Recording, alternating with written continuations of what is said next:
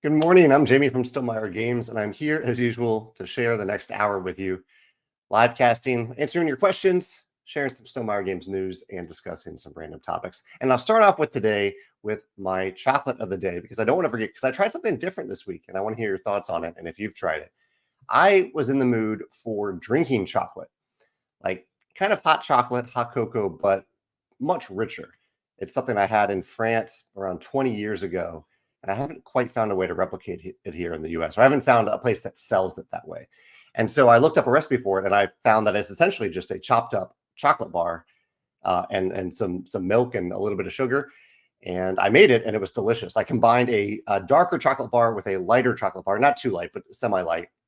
Chopped it up real good with an ulu knife, and made some drinking chocolate, some really rich, delicious drinking chocolate. So that is my chocolate of the day, of the week, really, because it's so thick and rich. I made a lot of it, and I'm only drinking a little bit of the day, but every day. But let me know what your chocolate or treat or indulgence of the day is. It doesn't have to be something sweet or unhealthy. It can be anything that you are indulging in today, just a little bit. I'd love to hear your what you were doing today to treat yourself. Carlos says, I have some questions here already. Carlos says, I would love to see a game in a world where Wormspan's dragons and humans have a similar relationship as mechs and people in the 1920 plus world, which is really the world of Wormspan. It's just that you don't really see the people all that much other than your little adventurer meeple. Carlos says, would you consider making a spinoff of a spinoff? I guess we could consider it. I'm happy to consider most anything. I don't know if we'll actually do it, but I see what you're saying. Like a vision of the world where you see where like inside you see images of people interacting with mechs, or people living their lives with mechs as an ordinary part of everyday life, which I think is part of the charm of Scythe. And I like that aspect of Wormspan too. Thematically, you don't really get to see it that much in the game, but I like the aspect of it thematically for sure. Morning, Garrett, Dominic, Ian. Let's see. Ian says, does anyone else experience a big delay in the live stream actually showing up on YouTube? Jamey's always mid-sentence and talking about stuff already by the time it starts. Interesting. Obviously, I don't get to see the YouTube part, although I could watch the replay. I'm curious to see where exactly it starts for YouTube. Maybe there is a slight delay. DD says dark chocolate with heavy cream. Yeah, I didn't use heavy cream. That was what some of the recipes recommended. I have had that, and it is rich and delicious and good. I used oat milk, which is my milk of choice, and oat milk itself is I don't know if it's natural, but somewhat like it is a creamier, thick, creamier milk substitute. So I thought it worked pretty well. It did work pretty well. Nathan said he's had a great gaming weekend, or he had a great gaming weekend playing Apiary, Wingspan, Wormspan, and Rolling Realms, plus 18 other games. That's a big gaming weekend, Nathan. And thank you for including some Stonemaier games in that. Hopefully you had fun with them. Megan and I had a weekend that started off with dueling games. Actually started even a little bit earlier than that. I played with Garrett here. Garrett was very generous to teach me how to play the game Altered on Board Game Arena. So I played that last week. And then Megan challenged me to games of Dice Throne, Marvel Dice Throne, and Star Wars, the deck building game. She won both of those games this weekend. And then I got out my new copy of the 7th Citadel, and we played through the introductory scenario and had a lot of fun doing that. Stumbled a little bit with the rules, but once we got into the flow of the game, the rules did not get in the way at all, and we were able to really enjoy the game and enjoy the rest of the introductory scenario. And I'm eager to see what happens next, because the introductory scenario, while it is full of choices, it's the world is very small in the introductory scenario, and the world then gets really big after that scenario. It feels like a really good tutorial, really, in like a video game where you start off very small and then you open the doors and you're like, oh wow, this is how big the world is. I already felt like what I was doing was pretty big. So I'm really excited to continue to explore that. That's the 7th Citadel is on our table right now as our campaign game that we're playing through. Garrett says his treat of the day is a 6-pack of giant Oreo cupcakes from Costco. That sounds good. Julie has some Girl Scout cookies, Thin Mints, and Tagalongs. You know, we have a few Girl Scout cookies too, Julie. They're kind of like in the back of my drawer because I figure they'll last a while, but I should probably eat them while they're somewhat fresh too. Anthony had a great time playing Apiary with 4 players, 4 total players. He had a good experience. Thank you, Anthony. I'm glad you had a good experience with that. And Michelle said that she created a random tournament bracket for her Dice Throne games. Her husband and her have been enjoying the battles. Michelle, that's actually exactly what Megan and I did when we first got Marvel Dice Throne, because there's 8 characters. And so we played, we did matchups for all the characters. And one of the fun things that we did that I thought was particularly enjoyable is that we weren't stuck with a character. Like I played Loki in the first round, and if Loki won, Loki would advance. But that didn't necessarily mean that I played Loki in the next round. We might switch that up, or we did switch that up sometimes. So that was a fun way to play through the tournament. Matthew just played Viticulture. I hear a lot of people playing Stonemaier Games. I love hearing that. Simon has a nice compliment about Joe's customer service. Joe and Dave are customer service specialists here at Stonemaier Games. And Garrett just played Harrow County. And coincidentally, Garrett, I am playing Harrow County tomorrow with a friend. Friend's bringing it over, and we're gonna give that a try. Sam from Everstone, Sam was very kind to write a guest post for the blog that will be published tomorrow on the Stonemaier Games blog about his current campaign for Everstone. Sam says he had some leftover melting chocolate for Valentine's Day, so he's snacking on some white chocolate wafers. Those sound delicious. Fairly Odd Parent says, have I played Blueprints of Mad King Ludwig? I played a very early copy of it. A friend, I think, maybe had, I don't know how. A friend had a copy before it was published, and I played that copy. I think it was a print and play copy. That must have been it. Maybe they were doing play test and print and play. So I have played it, but it's been a long time since I played it. Oddly, so I filmed my top 10 favorite games of all time yesterday. I do these videos every 6 months, and it was interesting to reflect on the games that I'm actually playing versus the games that I know that I love, but I'm not actually pursuing getting them to the table. And one that came to mind was not Architects, but Castles of Mad King Ludwig. I love the game. I have it on my shelf. I have the collector's edition on my shelf over here, but I rarely actually pull it out, and I don't know what that is. I'm trying to figure out what that means to me. Why I'm not getting some of my favorite games to the table. But it also meant that there were a lot of new favorite games that entered the list, games that I really enjoy and that I'm actively and eagerly getting to the table and have gotten to the table over the last 6 months or so. So I don't know if any of you have experienced anything like that. Do you have games that conceptually you know are your favorite games, and yet you are not actively playing them? And what does that mean to you? Yeah, I'm working through that right now. Kevin says that he's looking forward to getting his Kickstarter copy of 7th Citadel. Yeah, this was my standard Kickstarter copy that I got of the game, and I'm really enjoying it. Yeah, Megan and I are playing through it, and there's a lot to discover. We haven't started playing beyond the introductory scenario yet, but the core mechanisms really solid. Nice changes to the 7th continent, and that each character has their own deck and how that's connected to their health and things like that. So we're really enjoying it so far. Very much a great choose your own adventure game with some fun mechanisms in there as well. Aaron was very kind to teach Wormspan, Rolling Realms, and Come Sail Away. So 2 Stonemaier games and a non-Stonemaier game. Thank you for teaching those games, Aaron. Garrett is talking about Altered here. I think Altered, or maybe Harrow County, one of the two. Either way, he says, definitely recommend playing 2 to 3 games in a row if you can. They got pretty quick, and it's fun to see the small changes and additions from game to game, but get the full experience. Might be talking about Harrow County there. But Garrett, I also enjoyed playing Altered with you, and I could see how that is also a quick game that you can play through multiple times with different characters and have a good experience with it. Scott says, just got his copy of Tapestry. Awesome, Scott. And immediately ordered all the expansions and map. Cannot wait on an apiary expansion. So we have hinted at an apiary expansion that is in the works. It's on our progress chart on the news page of our website. I'm sorry, I'm doing the thing I always do where I'm answering questions but not showing them on the screen. Feel free to always remind me to ask me to do that. I just always forget. But thank you. Okay, Scott, I'm remembering now with your comment. Put it on the screen. For the apiary expansion, I haven't revealed really anything about it yet, just that we are actively working on it right now. Yeah. Simon says, call me crazy, but is there another version of Euphoria from a different publisher? You're not crazy. There is a game called Leaders of Euphoria, which is a large group social deduction bluffing team style game, hidden team style game from the creators of Good Cop, Bad Cop. And it is kind of like Good Cop, Bad Cop, but with a completely new mechanism to it, in that if you get kind of kicked out, you aren't out of the game. Instead, you join a new faction, the Wastelander faction. The long story short of this is that I thought that I wanted to publish this style of game, and so I reached out to Brian, who designed Good Cop Bad Cop.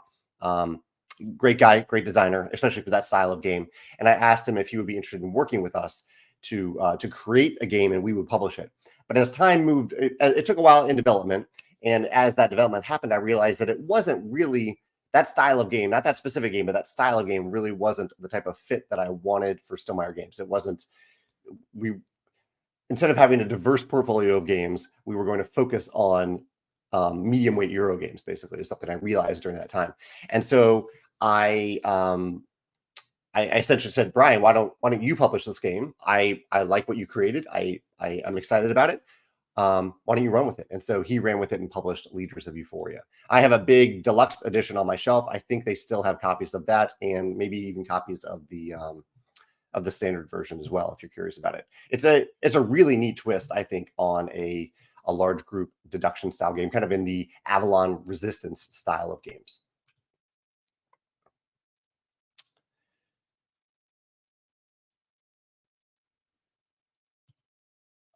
Josh, I meant to, why? Okay, so I thought so Joshua points out that on Facebook it says that I have big news. And it happened last week as well, that this happened. Let me see if I can remove it. I don't know why. I checked the description this time and it didn't mention anything about big news. And so I see, look over on look right now to see what the description says. I can't see the description. Hmm. I'll have to edit it after the video's over. I'm sorry about that. This happened last week as well. There is no special big news today, and I actually copied and pasted a description from several live casts to go to avoid accidentally copying big news into the headline. So sorry about that. There's no big news. It's just me hanging out with you today, and I'm not sure why that's appearing. So I'm talking about games that I conceptually love, but don't actually always get to the table. Someone says it's kind of like their favorite restaurants. I play my favorite games less frequently, so I don't get burned out on them. That's fair. I could see that. Maybe it is that I want my favorite games to persist, or subconsciously I want my favorite games to persist. I don't want to get burnt out on them.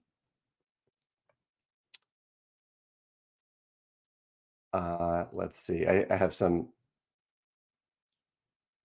other comments here. I'm looking for, just scrolling through, looking for questions right now. Some people are relating to this topic in terms of, here's Paradise Games. Tons of games we love and don't play often. I think for us, we like to play what our guests pick. And if they ever pick them, we'd gladly play. That makes sense to me too. That resonates with me. When I host game nights, I want to play what people are excited to play, and I try to stay flexible. Like a game night last week, there was Concordia and Earth were on the table. We had two different tables, Concordia and Earth, and I really would have been happy playing either of them. And so I was the last person to decide. I was the floater. Just wanted to make sure everyone was at the game they wanted to be at, and then I would play the other game. I ended up playing Concordia and had a great time. Red says, you mentioned rock climbing a few times in the past, which I love. That's great. I do love rock climbing. I haven't been in a little while. It's been maybe 4 or 5 months since I last been. I'm mostly, I used to go once a week. Like I would kind of pick a day and I would go during the day when it was less busy. I would just go and kind of do a power workout. Really, I would go through and be there for 30 to 45 minutes. Just climb up and down. Either use the auto belay or go with a friend and belay each other. But I haven't been in a little while for no good reason other than it is a little bit of a time commitment because I have to drive 20 minutes to the gym and then I'm there for 45 minutes. Then I get another drive back. If it was closer, I would definitely go more often, but I do enjoy it. My outdoor activities, and this is indoor rock climbing, my main outdoor activity is still disc golf. That's been the case for the last few years.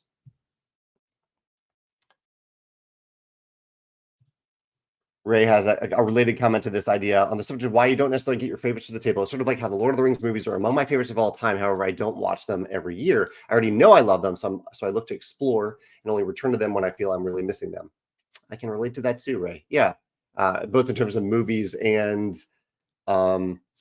games that maybe maybe it's okay that our favorite games don't always get to the table as often, because when the moment is right, when you feel that you missed them or someone else is excited to play them, then it feels really good to get them back to the table. I can definitely relate to that. Speaking of movies, we did watch some movies this past weekend. 3 actually really solid movies. We started with a movie called Past Lives. That is, it's mostly in Korean. It's an American film, but it's mostly in Korean, and it's about two characters who knew each other as kids, young teenagers in Korea, and then one of them emigrated to the U.S. and how their relationship evolved over the years. I don't want to say more than that, but that's the core construct of the movie. I really enjoyed that. We also then watched John Wick 4, a very different movie, but a really intense, well-filmed, incredibly well-filmed action movie with a lot of violence, more violence than I would like to see in a movie, but I understand why that is what John Wick is, and the cinematography was incredible in it. And then we watched a surprisingly good movie, one that I did not expect to be as good as it was, and it's called Orion in the Dark, and it's about fears. It's an animated film or computer CGI animated film about a kid who has a lot of fears, and it's about digging into those fears in really really interesting creative ways. As someone who has all sorts of weird paranoias, I can definitely relate to this little kid in the movie, and I really really enjoyed the movie. I'm curious if kids can handle it, because it does seem like a movie geared towards kids a little bit, but also that adults can enjoy. But it deals with some scary stuff, and so I'm curious if how kids can handle it. If any of you have kids and have watched this movie, it's on Netflix in the U.S. called Orion in the Dark, or Orion and the Dark. I'd be curious to hear your thoughts on it as adults or as adults who have kids. I don't have kids, so I just have Walter. Um,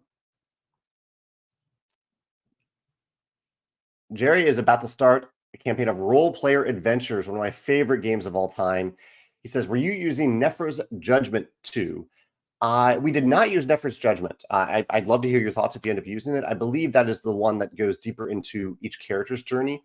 In the more recent expansion, it does add more character journey stuff just into the expansion, but into the core experience. So it isn't something ancillary that you have to deal with.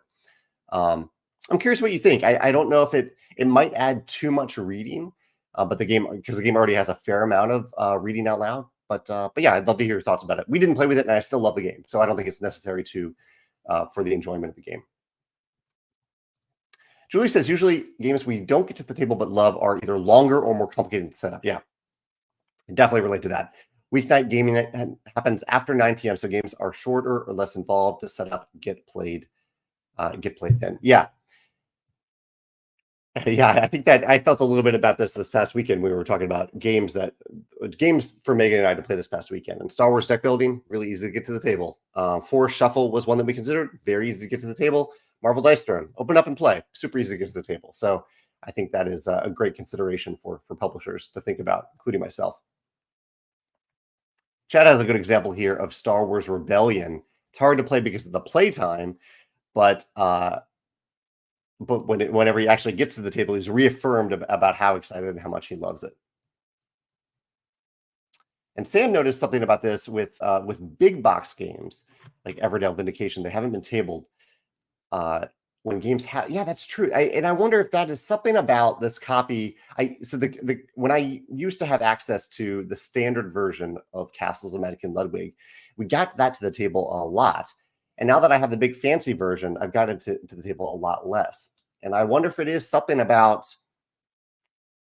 the production is intended to make it, I think, easier to set up and easier to get to the table. But like Sam says, all the extras have made it a little daunting to actually make that happen.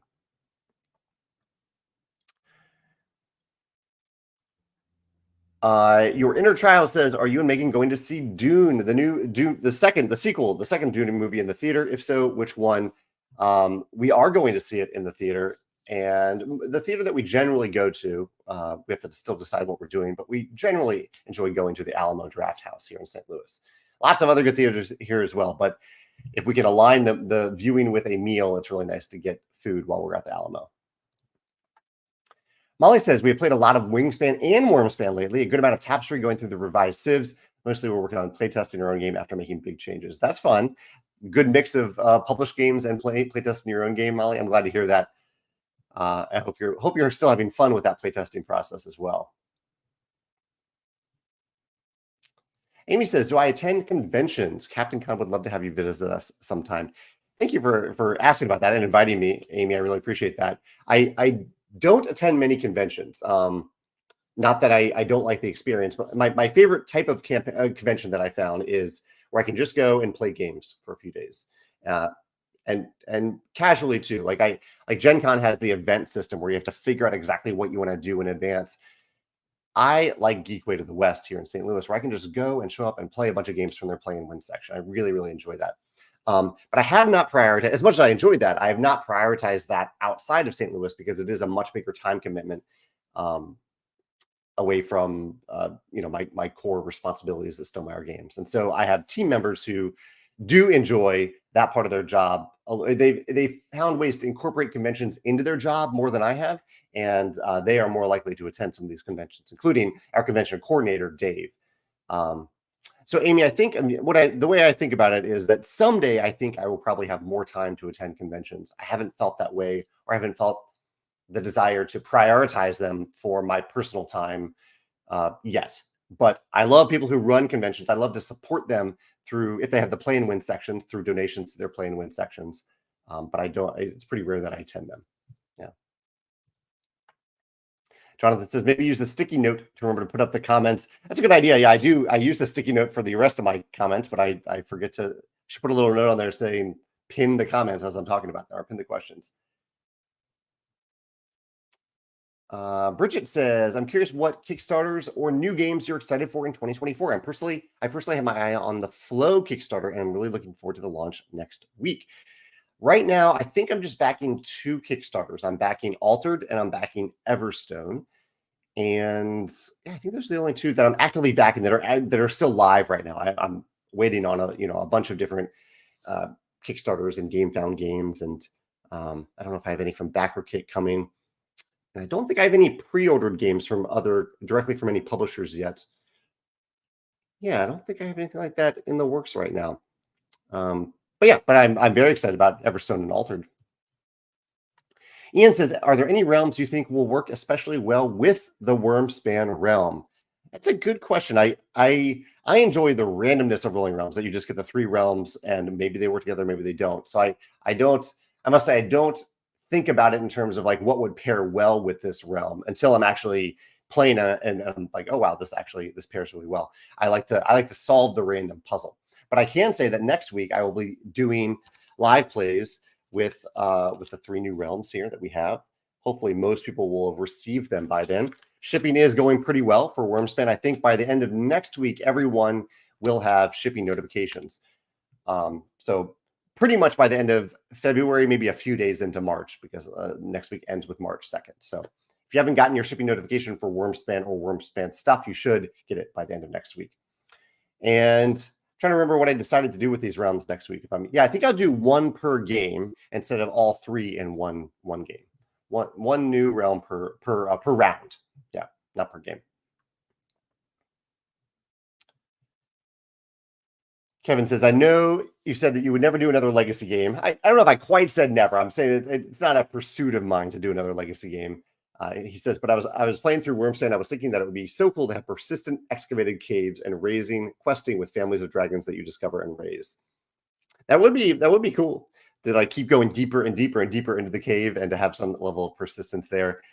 Persistence is tough though, when the core feature of Legacy is that it features permanent changes to the game, and it opens up so many different paths that are very difficult to design around and play test. So there are other systems that I think I'm more intrigued in. I'm exploring a non-legacy system that has a very strong sense of discovery in another game that I'm working on. So not dragon related, but I'm glad you're enjoying the world of it. That's what's really important to me that I'm getting from your comment, Kevin, that you're enjoying the world of Wormspan so much that you want to see more in that world. And maybe that'll happen someday. Simon says, what board game universe do you think would make a great movie or TV show? I would love to get a TV show in the Scythe or the Anachrony universe. I can see both of those being really cool. Jakob, I know, has over the years, I've gotten probably at least 4 dozen emails from producers over the years asking for the Scythe rights for film or TV. And I actually don't have the Scythe rights for movies and TV. I only have the tabletop rights. Jakob, the creator of the 1920 plus universe, has those rights. And so I refer those producers to him. And I think I know Jakob has been working with a producer.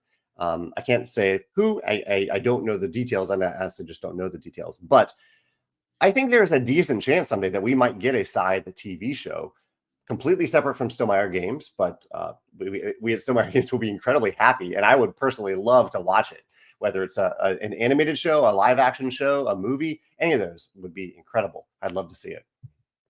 So we'll see if it happens someday.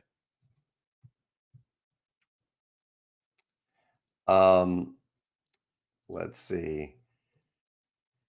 Simon says, how many plays does it usually take you to decide if this game is not for me? Usually 1 play, Simon. I do have a video. I can't remember if I released it or just filmed it and will release it in the future, but I have a video about like games. Let's see if I've released it yet. Games that I didn't realize how much I love them until my second play. Yeah, here we go. I have it scheduled for March 17th right now. My top 10 favorite games that needed a second chance. So they're games where the first time I played them, I knew that they were good, but I wasn't ready to find the fun in them yet. I couldn't find the fun in them. And they needed a second play. And I'm glad I gave them that second play because I really love the 10 games on that list. However, for most games, I can tell pretty quickly if they're a game for me or not. And it isn't a judgment against that designer or the publisher. It isn't even entirely fair to them because a lot of games I think do get better upon that second play. But I have so many other games that I already know that I like, and other games that I want to discover that if I'm pretty sure I'm not going to enjoy the second play any more than the first, then I'm probably not going to return to it. Yeah. Michelle says that she runs a board game club for her students after school. That's awesome, Michelle. This week's featured games are roll and rights. What are your favorites, especially for new players? Any updates to your previous top 10? I'd have to go back and look at my list, Michelle, to see what some of my favorites are off the top of my head. But Rolling Realms, obviously up there. Rolling Realms is everything I want a roll and write game to be. And I think it's actually great for the classroom too. You can, if you want the kids to venture into game design a little bit, you could recommend that they take a game that they love, that already published game, and design a realm for it. Distill that game down to a few simple mechanisms for Rolling Realms. It's very easy to play test and very easy to create. I've heard of some teachers doing that with Rolling Realms, which I think is great. I'm happy to share additional copies with you and your after school students if that would help them as well. Some other Rolling Realm games that I like. I'll look over at my shelf over here. I often pull On Tour off the shelf. I really enjoy On Tour. Welcome To is one that I enjoy. I wouldn't say I get that off the shelf as much as On Tour. Is that the only? Yeah, I have my shelf of like smaller games that have a lot of rolling rights are behind me. They're behind a wall right here, so I can't look at them right now to see. What are some of my other favorites? Yeah, I'll just have to go with On Tour right now. That's the main one coming to mind. But I know there are more. I just don't have my top 10 list handy right now. Garrett says he read my blog about the show Mr. and Mrs. Smith, a show that we just finished on Amazon Prime. And I was completely caught off guard by what the show is, because it is not what I expected it to be, and how good it is. So Garrett, I hope you enjoy the show. For anyone else who wants to know the context of what I'm talking about, basically, there is the movie Mr. and Mrs. Smith with Brad Pitt, Angelina Jolie. And the show is somewhat related to that, except in that movie, kind of the core hook of it at the very beginning, at least with like the first third of the movie, is that it's a married couple and they don't know that the other person is a spy or a secret agent. They don't know that. So they have this whole marriage that is, they've omitted a huge part of honesty to each other as part of the hook of this movie.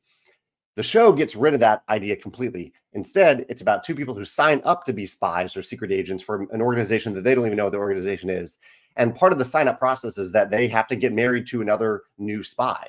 So they know from the very beginning that the two of them are working for the same company as spies, and they are navigating that odd experience of working for a company that they don't know what the company is, what the company does, and the fact that they are married, even though they never met before that, before signing up to work for this company, which I think is a much better hook, or much not better. I don't want to put past judgment on the movie, but it is. I found it much more compelling, and it made me want to watch every episode and see how that relationship evolved over time. Anyway, I really, really like the show. We're also watching right now, we're watching the show Ghosted as our lunch show. It's a 1-season show that is surprisingly funny. Like it's really unfortunate the show doesn't appear to have been renewed after its first season. But the show Ghosted, just a little half-hour comedy, kind of like, I think it has a little bit of the X-Files in it, but in a half-hour comedy. And at night, we're watching Traders Season 2. So if you like large group bluffing deduction games, kind of like Leaders of Euphoria, which I was talking about earlier, that's this in a TV show form on Peacock here in the US. And I'm really enjoying that. Megan is putting up with it. But I really like that type of show. Julio says, what are your thoughts, examples of fun first player selection? Ooh, so I really like when games do a fun first player selection thing, like the last player to visit this place or the last player to eat a bar of chocolate. I like that sort of thing.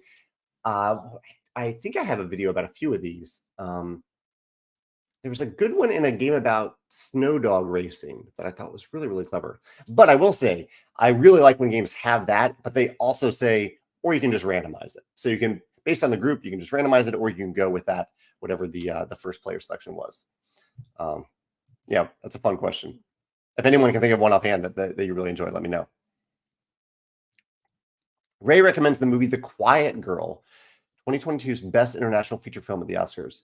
Beautiful story with subtle performances and cinematography and an outstanding debut for a very young actress. The Quiet Girl? Yeah, I know nothing about this one, Ray, but I'll have to check that out. Thank you for that recommendation. Trying to see if I have any other things, any content that I'm consuming. I'm a little behind on comments. Let me catch up on questions. And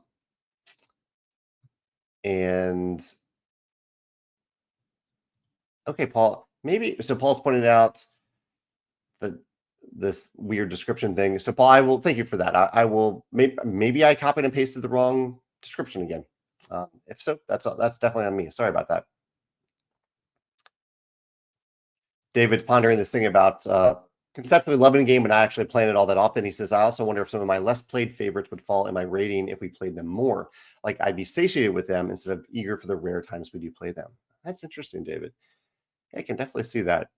It's like watching a movie that you loved as a kid, but as an adult, and seeing all the blemishes that are there. Sometimes it's nice just to look back on it and be like, I love this movie. I don't want to ruin the reasons that I love this movie by looking at it through my cynical adult eyes. So I asked about Orion in the Dark, and Valerie says it's not for small children, but it's fine for preteens in her opinion. But then again, her 10-year-old daughter watches Stranger Things, and I'm sure people would throw the rock at me for that. And she just watched Ex Machina again. I've heard the director of Ex Machina has a new movie coming out called Civil War that looks timely and intense. I'm very curious about that. I think he's a great director. Peter has some comments about color blindness in apiary, or colorblind issues in apiary, which we did test for color blindness, but Peter's experience is valid. He says the hibernation tokens, it's so hard to see the difference between the green, red, and yellow tokens. It's easier to see the difference for the actual workers because the colors are clear. Any thoughts on updating the design on the hibernation tokens to make it more accessible for colorblind persons? You know, Peter, we tried that's something that we actually revised at the pre-production stage to make it clear in the final version. But I think what we could do is add dots on it, add some sort of dual coding on it. I'm trying to remember right now offhand if the design of those hibernation tokens are different, and I can't remember. So let me pull up, I'll pull up the apiary files real quick to see if the hibernation tokens are different at all, if they're different designs. Different art for each of the hibernation tokens. Let's see, here we go. Here are the hibernation tokens. No, they're pretty much they're the same, or at least, well, no, they are slightly different, but it's pretty hard to tell how that they're different. So we could probably add a dual coding element to it to to help differentiate them better. We definitely could do that. Yeah, thank you for that feedback, Peter. I appreciate that. We're always looking to improve the accessibility, particularly the vision accessibility for our games.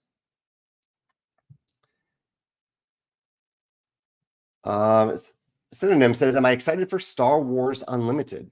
I'm curious. At least I love Star Wars. I'm curious. I love Star Wars, the deck building game, so much that I like that is satisfying my dueling Star Wars desires. But I'm curious. I'm certainly going to try it and play it and see how it is. So, is it being released soon? Is it coming out soon? I feel like I've seen a little bit of increased press about it recently, but um, yeah, I don't know the actual retail release date. Do you think they will want to play? Do you think you will want to play the Cosmic Encounter Makers Dune? A revised version is slated for 2025 on GameFound. Interesting. Kind of like Star Wars Unlimited. I'm curious to try it at least. Yeah, I'll definitely play. I'll play pretty much anything once. Wes says, "What are those cards in the frame behind you?" This is Smitten. This is our little two-player cooperative game, or 1 to 2 player cooperative game, Smitten. And this is the cards form a panorama. So this is something we made for the 10th anniversary of Stonemaier Games, and my coworkers put together this nice framed version of that image for me. Yeah. Nathan says his partner and him have been doing a Stonemaier February. That's awesome, Nathan. It's fun to see the mechanical motives that shine through. Are there designers you could identify just by the feel of the gameplay? Probably, yeah. I think I could see Ryan Lockett through his gameplay. I think I could see Uwe Rosenberg through his gameplay. Shem Phillips maybe through his gameplay. Yeah, I think some of them. I think it would be if for a true blind test, it would have to not have the art that I also associate with those games. But I think I probably could. Yeah.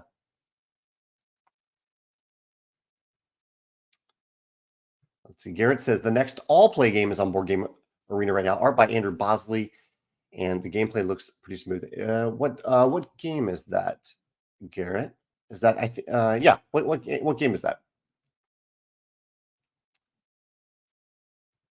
Let's see. Kevin says, "Will you make a My Little Expeditions just for giggles?" Making any game is I wouldn't say I make any game just for giggles. Any game takes so much time. I wouldn't do it just for that. I don't know. We we don't have any other My Little type games in the works.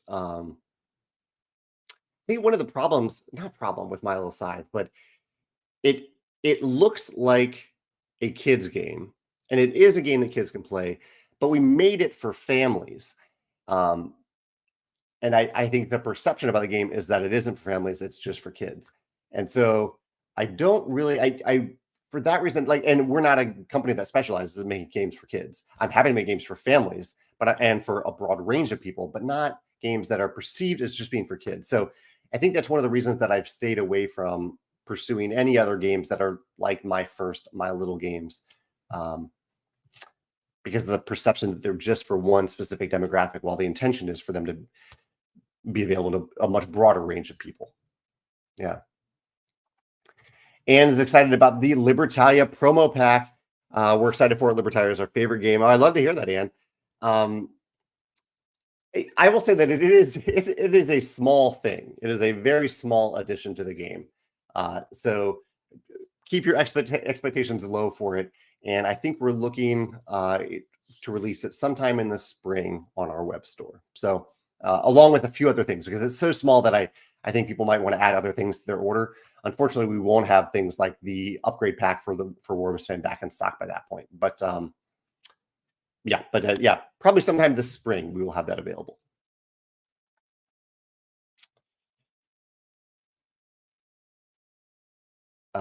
Let's see. I'm looking through questions here. I'm reading right now 2 things I've read recently. One, I read the book Unreasonable Hospitality. I listened to it on Spotify really while I was working out over the course of a few weeks, and then I did a blog post about it on Monday.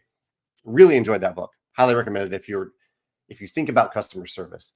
And I'm reading right now the book Beartown, which is the first in a trilogy about a hockey town in someplace. The book talks about Canada a lot, but I don't think it's actually in Canada. I'm not exactly sure where the book is set, but I'm really enjoying Beartown too. I have one question of the day for you, but I'll wait a minute until I get through your questions.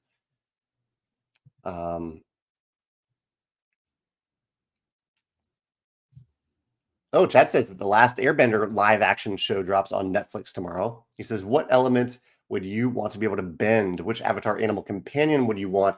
It's been a little while since I've watched the animated show, so I don't know if I'll remember all these perfectly. Probably wind. I like the idea of hovering controllably, or a little bit of self-propelled flight. I like that. Which avatar animal companions? I don't remember any of the animal companions. I remember Appa, of course. I'd go with Appa. I mean, Appa seems so friendly and squishy and playful, and he can let me fly anywhere. So yeah, let's go with Appa.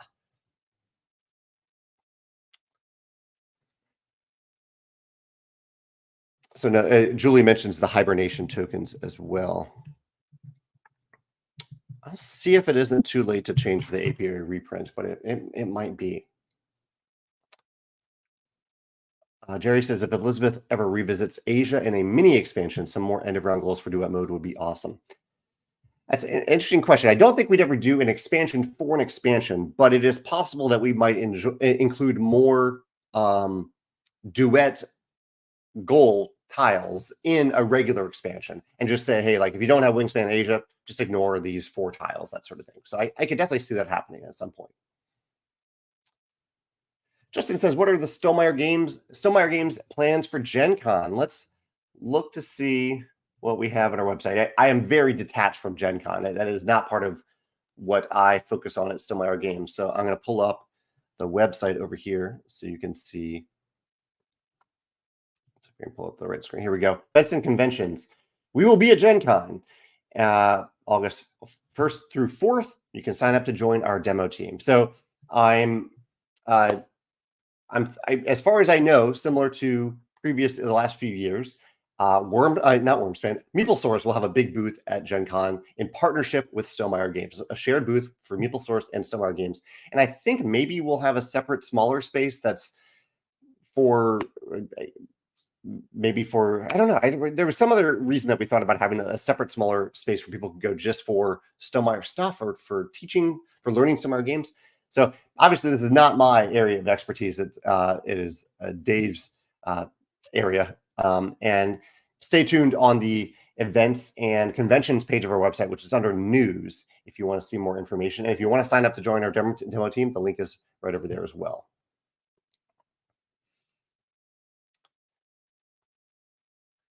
Nate says he's also enjoying The Traders Season 2. Oh, and he said, I was thinking the same thing. He says, I would really love a hypothetical season played by people in the board game hobby. I think there'd be some fun strategies that emerge. Yeah. So in The Traders, everyone's from reality TV, either reality TV competitions, which is fun for me as a Survivor fan to see some of those people appear, and also like the type of reality TV show that I don't connect with at all, like the Real Housewives. I'd love to see entertaining gaming content creators, or people who are just really good at these bluffing style games and who are also very entertaining from the board game world be on the show. I think it would be a tough sell for producers to sign up for these people that no one's heard of until they actually look at their stats on YouTube and things like that to see how many followers they have. But I think if they tried it, I think they would find that it creates an incredible show as a result. So I would love to see that too. Absolutely. Jan Williams says one of the differences with Wingspan that I had not registered thus far is that there's no Wormspan on the cards. They kind of leave that on purpose. It actually is on there. The size of the dragons is on the card. So we went with a size of small, medium, large, or hatchling rather than a measurement. So kind of size categories rather than a measurement. We talked about it. We talked about the pros and cons of putting a size, but the idea is that the dragons are huge variations in size. Some are, or many of them are just the size of little birds. Many of them are much bigger. And so do you do all meters? Do you do all centimeters? Do you do a mix of the two? We thought it was simpler just to put a size on their small, medium, large. That is their worm span. Ian says, do you think the Libertalia promo pack will be released around the same time as future Rolling Realms if the normal timing of the promo realms is kept? I'll just say right now, Ian, that we're looking, because the promo pack for Libertalia is fairly small, we're looking to accompany it with other things so that you can get multiple things in your order at the same time to consolidate shipping. Yeah. Julie says Beartown is in Sweden. Okay, that makes sense. Just like the authors, I raved about Anxious People, the TV show Anxious People, which is from the same author, which is in Sweden as well. Red says the oldest Stonemaier games are still being printed. That's right. Viticulture, Euphoria. How do you decide when to completely stop printing a game? Really, it's when we stop getting people asking us to make the game. We have a minimum order quantity for us is 1,500 units. So if we don't think that we can sell 1,500 units of a game, we stop making it. But our philosophy is if people want us to make something, and people includes people like you, it includes retailers, it includes distributors. If people want it, enough people want it, we will make it. We will reprint it, I guess is a better way to say it. Yeah. Oh, and David points out that David is Connie's partner. Connie is the mastermind behind Apiary and Wormspan. He says Connie and him will be at Gen Con and doing some demos at the MapleSource Stonemaier booth of Connie's games. That's awesome, David. Thank you for doing that. David has been a huge help in terms of answering questions about both of these games online. You've probably seen him do that in the Wormspan and Apiary Facebook groups and on Board Game Geek. Chad says, what would hook me faster? A unique theme, a unique mechanism, or a unique component? For me, it would be a unique mechanism, but those other things do hook me as well. A unique theme would intrigue me. A unique mechanism would get me excited. And a unique component, probably the lowest on that list, but still important to me, I would say that's the ranking. Mechanism, theme, then component. Yeah, good question. I like that. Monkey Butler says, it would be really nice to be able to view your own order history when logged into the store. Yeah, I guess, does our web store not show you your order history? I'll pull mine up to see that. I think this is something we've talked about a little bit, and I think you're right that it doesn't. All right, let me remember how to log in. Here we go. Log in. I think I should have an order history. Oh, no, I do have an order history. Maybe it's just because I'm a champion, but when I log into the web store, I do have an order history. I can't easily view what I've bought. I have to click through to see what those orders are, but it is there, at least for me, on the website. Yeah.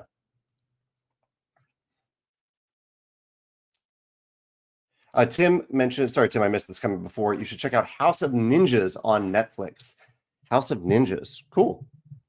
House of Ninjas. Yeah, thank you for the recommendation. And I need to write down The Quiet Girl as well. Quiet Girl. I think Ray recommended that earlier.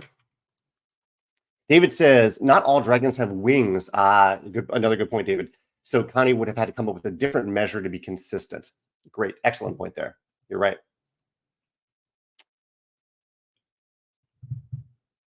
Oh, John says that the UK traders are not reality stars.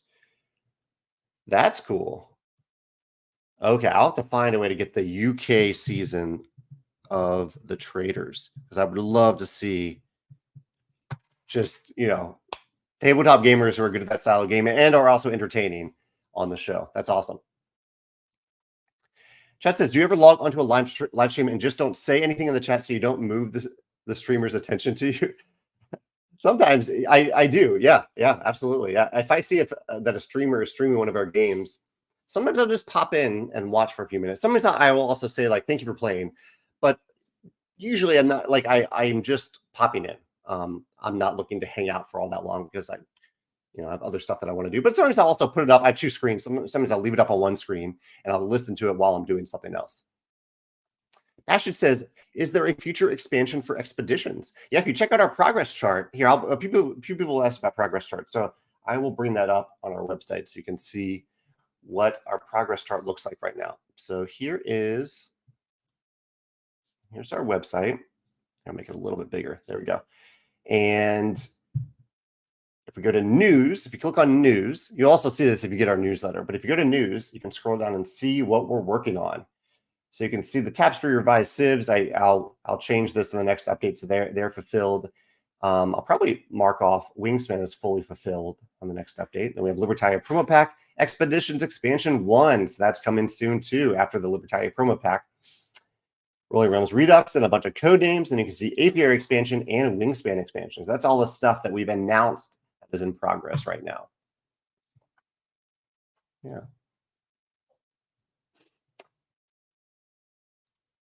Heather says, we're really enjoying playing Wormspan. I'm really happy to hear that, Heather. I love all the attention to detail of the Dragon Book, and I love the more rewarding feel of the game. That's awesome. I'm so happy to hear that, Heather. Thank you for sharing that.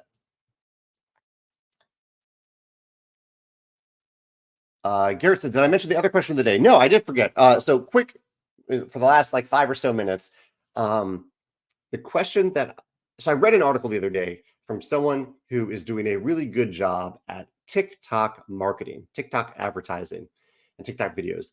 And it's a realm that I have not ventured into. I don't pay attention to TikTok. It is my social media. If I'm going to scroll through social media, it's going to be on Instagram. I barely pay attention to TikTok at all. I think we have a Stonemaier Games account, but I don't really use it for anything.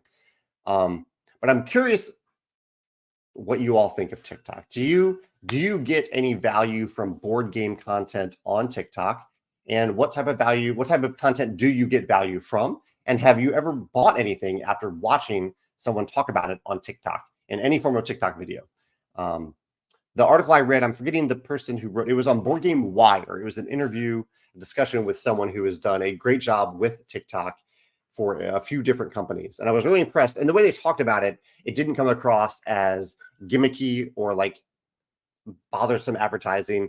It sounded like that she was creating some content that people were really genuinely enjoying, and that the sales results were very good for the companies that she was working on. So it's been on my mind a little bit, and so I'm curious what you all think about TikTok as it relates to tabletop game content. Yeah. Sean said he played Wormspan last night for the first time, and he had a lot of fun as well. I'm really happy to hear that, Sean. Thank you for sharing. And Chad asked about the chocolate of the day, which is I recently made drinking chocolate by cutting up some chocolate bars, melting them into oat milk and a little bit of brown sugar, and a dash of vanilla. And I've been drinking it all week in small doses because it's essentially like drinking a really rich chocolate bar. And it's been very, very tasty. Rocky says, TikTok is a rabbit hole, but I commend the folks behind the TikTok board games account for great quick game features. TikTok board games. That's great. There is one, this reminds me, there actually is one TikTok creator that I sent a few games to create some content for them. And I need to follow up with them to see how that's going. Monkey Butler says that TikTok immensely lowers my hope for humanity. Why is that? Could you be more descriptive? I understand the joke. I understand the perception, but for tabletop games specifically, does TikTok content about tabletop games lower your hope for humanity? Corey says that Board Game TikTok is an amazing community that supports each other so hard. And just I'm a little bit ignorant here. Is Board Game TikTok someone that you're following, or is it, like how do you become part of the TikTok board gaming community? Other than just signing up for TikTok, are you following a hashtag? Is it a group you can join within TikTok? I know very little about TikTok. Rocky says he's been tempted by some third-party inserts that have been heavily featured by certain TikTok creators. So accessories are appealing to you on TikTok. Luke says that he used to have it, but he kept getting right-wing accounts in his feed, so I left it. Yeah, that's an odd thing. When I sign on to TikTok on the Stonemaier Games account, do I even have the app? I might have the app on my phone. I don't know. But when I get on it, there's a lot of stuff there that I just don't want to see. Like, I don't want my eyes to see the things that TikTok is showing me. And I don't know how to, I guess maybe I need to engage with the algorithm a little bit more to show TikTok what I am interested in seeing, and maybe that will help, but I haven't put in the time to do that. Tyler likes Grant's Game Rex. I follow Grant on YouTube, but I've heard good things about him on TikTok, but I haven't followed him there that I know of. Jeff says that they like the shorts on YouTube for bite-sized news nuggets or highlights from comedy sketches. I haven't really gotten as much into that, and I see what you're saying. Like I do see them show up on my YouTube feed. One little problem I have with them, and I think it's because I use it on the computer, is that I want to be able to see how long the video is. I really like having a progress bar, and it doesn't show, at least on my computer, for those for YouTube Shorts. Oh, Heather is okay. Awesome, Heather. I'm glad you're here. As someone who makes content for TikTok, I feel like the genuine feel. I like the genuine feel of the interactions. I feel like it rewards authenticity more than sales content. I feel like due to short attention span, it helps me make content that's more to the point and delivers the info of the games more creatively, but also efficiently. That's awesome. Heather, what's your, if you don't mind sharing, do you have a TikTok a name or tag that people could follow? Feel free to mention it here, and I'll check it out too, because I want to learn what makes effective TikTok content that adds value to people. I guess that's the key point. If it's adding value to some people, I would like to do a better job of finding that and making that. Adam says, TikTok is a dopamine, extremely quick content. I've not found it valuable enough to swing me to purchase anything from it alone. However, it may lead him to YouTube to find playthroughs and reviews. So it's a stepping stone into more content. Cactus says, have I seen the new disc golf game on Kickstarter? It's called Upshot. I have not seen that. No, I need to check that out. Dominic says his experience is that the TikTok algorithm gives For You videos based on your followers and watch history. Okay, so I think Stonemaier Games account has some followers, even though we don't have any content there. But also it doesn't have any watch history for me because I've used it so little. So Corey says, so think of any topic TikTok when referring to it. So like board game TikTok is just the collective of the content creators. TikTok is very good at targeting you for your page to stuff you're actually targeting you for your stuff that you're actually interested in. I saw the word tag and I was like, okay, I know tag in relation to social media, but yeah. Dominic says you can also have a feed of creators that you follow. Yeah, that's the feed that I want to cater and cultivate, but I don't even know who to follow on TikTok. And Monkey Butler says it's platform specific. All these platforms that allow people to receive praise for very often horrible behaviors and self-glorification. Those aren't expanding humanity, they're eroding society. I understand what you're getting at there. That in fact, even on Instagram, if I go to if I do the search on Instagram, there's some videos of people getting hurt playing sports, and I just don't want to see that. I don't want to see people get hurt. And I don't know why Instagram thinks that I'm interested in that. And I've tried to, I've gotten it out of the feed for the most part by just not engaging with it, obviously. But for some reason, Instagram put it there in the feed. And I just don't want to, I don't want to see that. I want to tell Instagram, don't show me this. And and don't promote this. Like, why would you promote videos of people getting hurt? I don't get that. Board Gaming Mama is Heather's TikTok channel. Board Gaming Mama, and also Grant's Game Rex. Awesome, thank you, Heather. And anyone else who wants to share your TikTok tag, if it's board game related, feel free to do so in the comments here. One of the last few comments of today, let's see. Oh, Heather, I miss Heather. Heather says, I also have seen really good responses from utilizing TikTok live too, because people watch that. A lot of people watch that. So I'll play games live with people and try to pick games that are also interactive because people love engaging on TikTok. That's cool. I love seeing great engagement. I've seen that on Instagram too. That's fantastic. Rocky says, I'd echo that thought. TikTok has been great for game discovery or drawing my attention to stuff that I may not have heard of on my own and interesting stuff. Sends me to YouTube for longer content. And Chad says it might be worth looking into the difference between US TikTok versus China's. It's very interesting. I have heard there's some, I need to dig more deep into that to learn more. So thank you, Chad, for recommending that. Thank you all for answering this last minute question of the day and for hanging out today. I love hearing your thoughts on a variety of topics and your feedback. Colorblind feedback, always helpful to hear, always good to hear. Good to hear when we do it right, but also good to hear areas of improvement. I love to hear both. Have a great day. Have a great week, and I will see you next Wednesday. Take care. Bye.